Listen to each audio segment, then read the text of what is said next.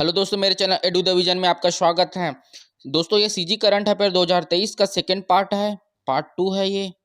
ठीक है, जनवरी से अगस्त तक का जो पार्ट वन कर चुके हैं। सीजी करंट अफेयर 2023 का यह पार्ट 2 है दोस्तों। क्लियर है? जो पार्ट 1 नहीं देखे होंगे, पहले पार्ट 1 देखें फिर पार्ट 2 देखें। ठीक है, तो मोस्ट इंपॉर्टेंट जो हम लोग 60 क्वेश्चन देखने वाले हैं उसका सेकंड पार्ट है ये। जनवरी से अगस्त तक का, सितंबर का अलग से बनाऊंगा। अगस्त और सितंबर का जो करंट अफेयर है इंपॉर्टेंट, जो एग्जाम के लिए महत्वपूर्ण हो सकता है, उसका एक अलग से वीडियो बना दूंगा। क्लियर है दोस्तों?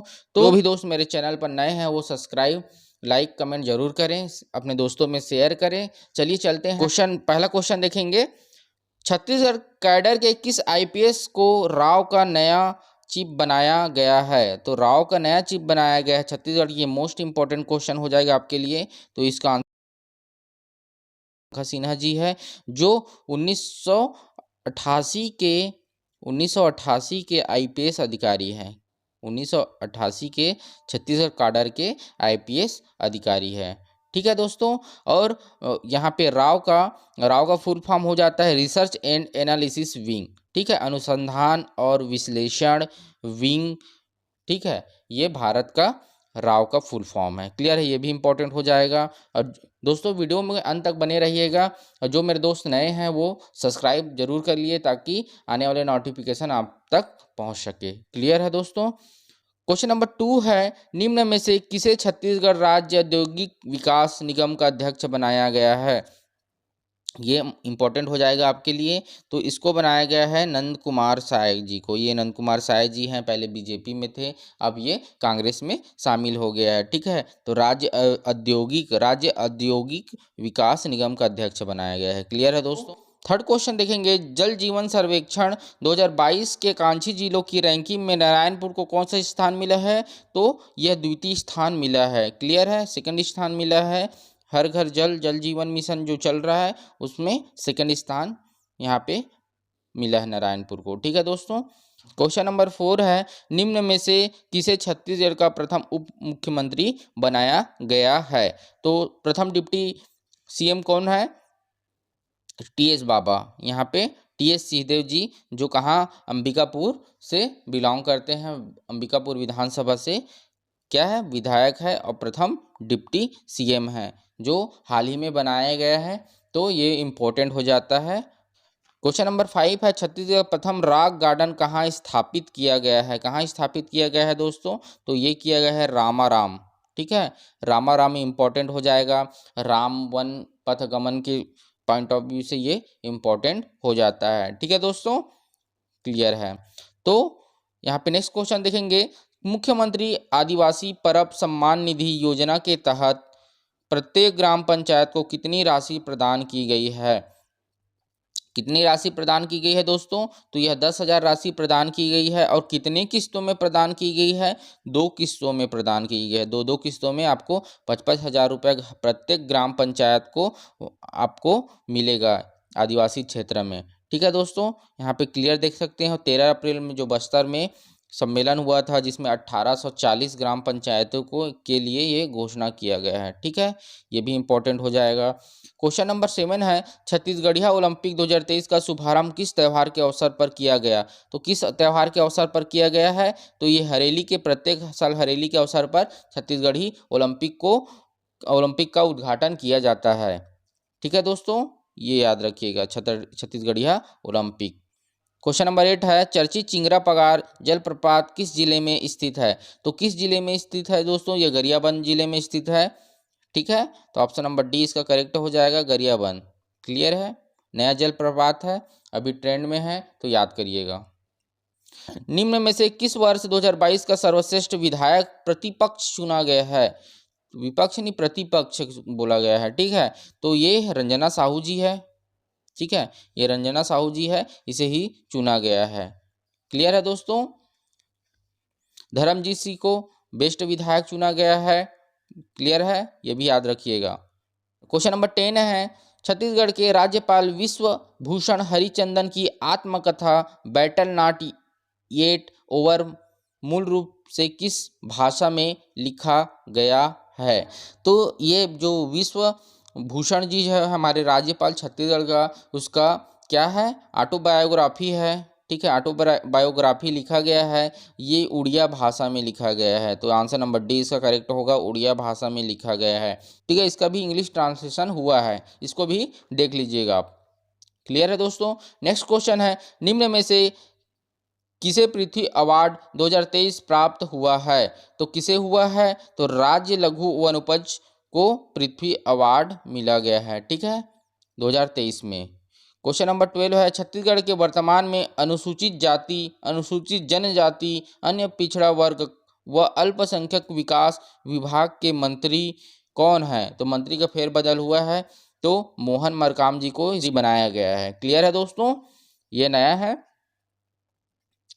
क्वेश्चन नंबर 13 है, श्रीलंका की राजधानी कोलंबो में आयोजित मिसेस इंडिया प्रतियोगिता में किस मिसेज इंडिया चुना गया है?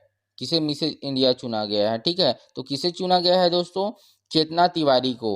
ठीक है, चेतना तिवारी है ये इंडिया की है, इसको आईएमपी हो जाता है। ठीक है, इससे चुना गया है चेतना तिवारी।